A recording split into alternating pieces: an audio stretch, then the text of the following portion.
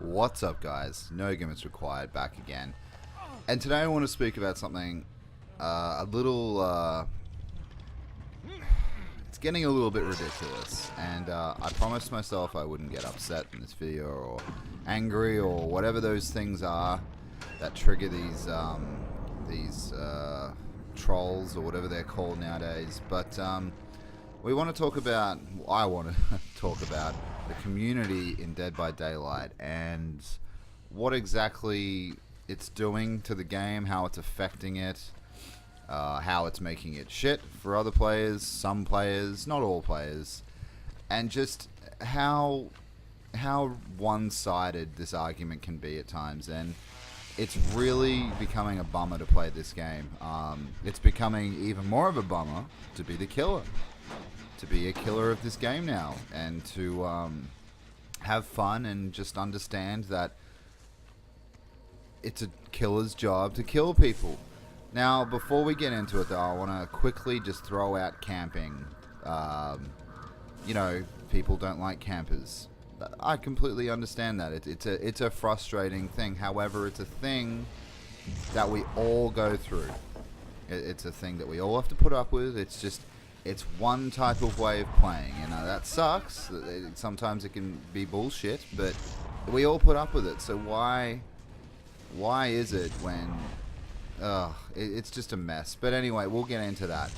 But I've got a couple of clips here that I want to show you guys, and we're going to discuss and talk through it and find out exactly, hopefully get to the inner core of what everyone's problem is with this game. But it's just a real bummer, and I was thinking about doing this video ages ago, but I was like, it's alright, it'll pass. It's getting worse, and it's getting to a point now where sometimes I just stop playing now, because I've just had enough. And that's people affecting the way you play, and that's not good.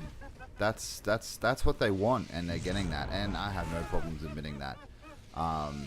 It's just the argumentative bullshit comments that they'll give you that make you feel like shit when you're not. Sometimes I can ignore them, and most of the time I can ignore them and go, oh, you're just being an idiot. But you know, so for instance, this clip here, I hate doing this, but I knew this guy was going to be an asshole the moment we got into that end screen, that victory screen. You just look at the whole classic Survivor teabag you behind a pallet. And I understand he's trying to get the hatch, and that's fine. He should be trying to do that. It's his job. But I had a feeling this guy was going to be a dickhead before we even engaged in conversation, if you want to call it that. But I'm going to skip to the end of this and just show you what these guys had to say.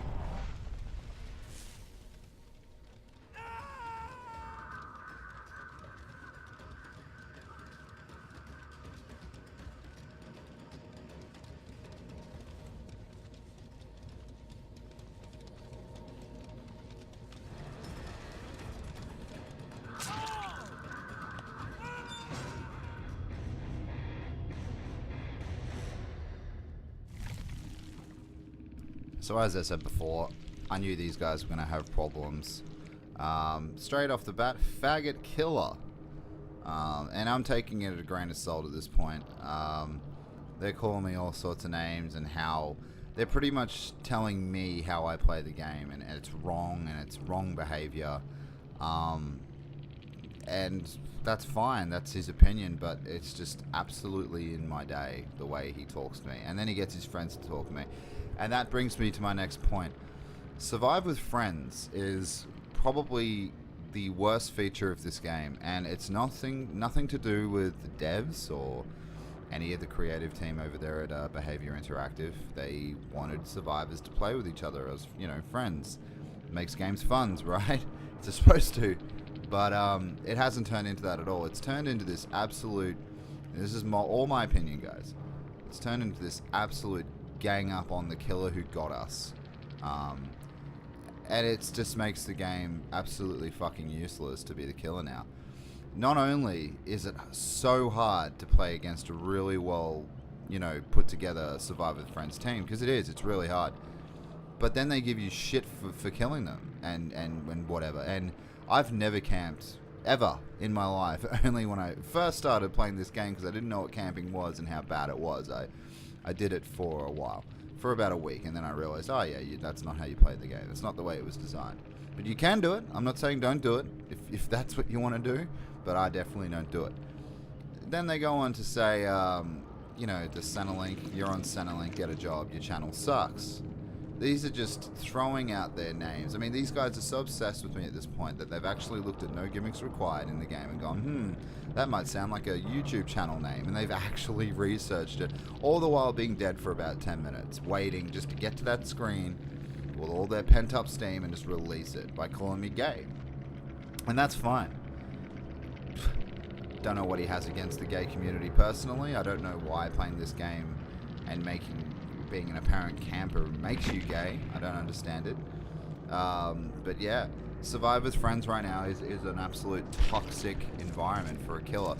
And I know you can ignore it and you know, stop doing it, but it's after about 400 games, you just can't. It just gets too much. I mean, I've watched other YouTubers' channels too. I'm not going to say their name, but they'll be streaming, you know, killer, and then they'll just stop, and then they'll play Survivor, and they'll literally say on their stream, oh, I just can't deal with the toxicity anymore. It's too much. Yeah, I get why you're doing that. I totally understand. It's frustrating because I'm a killer mainly. You know, I play the killer mainly, and then you just get shit at the end of each round, and then the way they play as well with the tea bags on the crates, they're surviving with friends, so they're lining stuff up so that you get torched in the face, and this guy here, you should have all been aborted. And this actually came from a killer. I wanted to chuck this in because I think it's important to share that even the killers can be equally as asshole-ish, I suppose. What I'm trying to say is it's basically the community in general just have this troll, treat everyone like shit, self-fucking entitled attitude, and it's just pissing me off. And I think it's pissing off a lot of other people too. I've spoken to a lot of other, you know, streamers and content creators of the game, and it's just they all, a lot of them agree if they had the content to make a video of just self-entitled millennials just going off, we would have unlimited content for you guys, and these are just picked out from a few for me. This story, I wanted to get into this. This guy camps, the last guy, we all tried to save him, and now me, because someone picked the swamp. I totally understand that the swamp is broken at the moment, and it's very big, and it's hard for the killer to play. And this guy blinked on me twice and hit me, so he's actually not a shit player. So why don't you just play the game? Like, this is, obviously this is myself telling him how to play the game now, and I don't want to do that. And this is his rule. It's his self-entitled rule, and that's fine. But yeah, he camps everyone until, you know, he literally says at the end here, and I've got it here. You pick the swamp, this is what happens. And that just sucks, because everyone else suffers. But anyway, I wanted to get to the point of it a little bit more. Survive with friends, when you're up against them with a killer, a good survive with friends, it's very hard to play the game. Like, they're all teaming up on each other, they all know how to do everything. If you have a hex totem build, that's gone. They all work together, and the killer's got nothing. So when they released this 1.5 patch and they said that this is going to be very killer-centric, everyone was losing their mind over the bloodlust technique that the killer has now. And it didn't really do much. Like, in my opinion, everyone says it's broken. I don't think it's broken at all. I still think it's Survivor's Friends, we're fucked. I think I'm rank 5 now, or rank 4, something like that. And you just I have so many Survivor Friends games, and it's a hard enough game as it is, and then at the end, when I do get kills, to be given shit, it just makes me sick, and really just, this community is just fucking bullshit right now. But anyway, let's move on to the next scene. I want to show you guys some more stuff.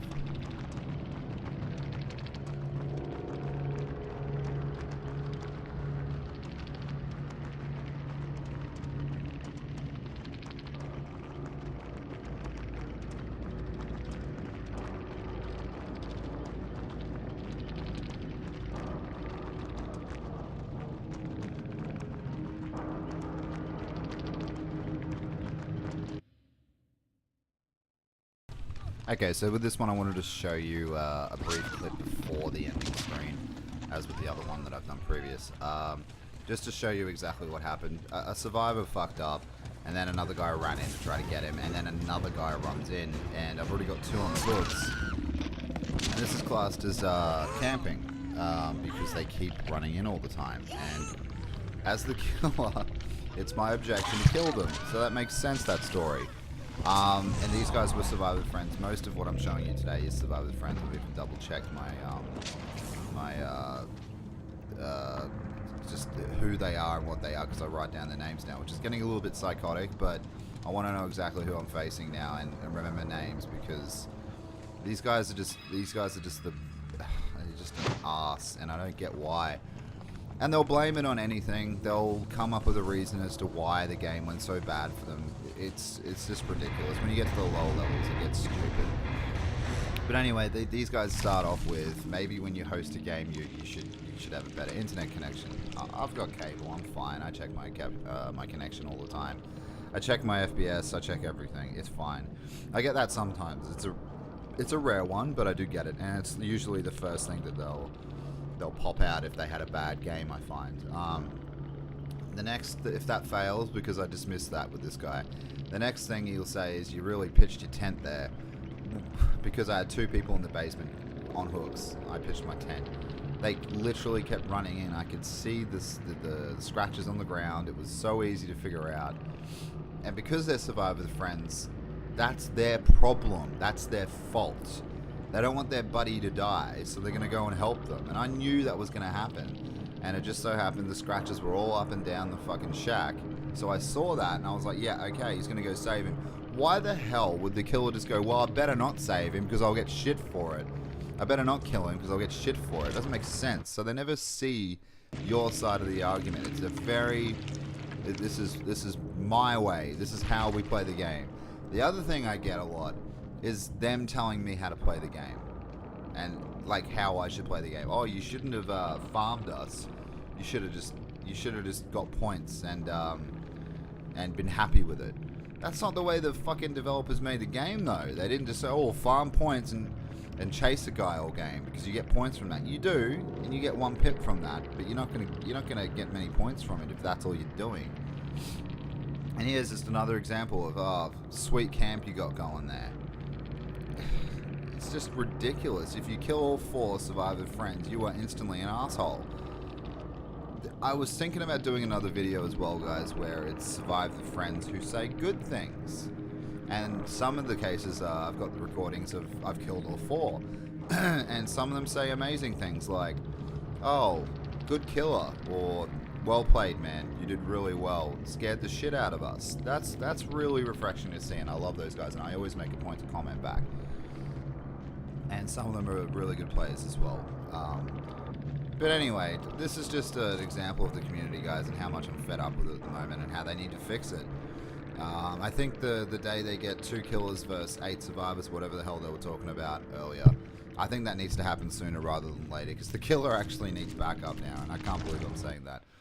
Anyway, guys, this is just one man's opinion. I hope you enjoyed. This is No Gimmicks Required, and I'll see you down the road.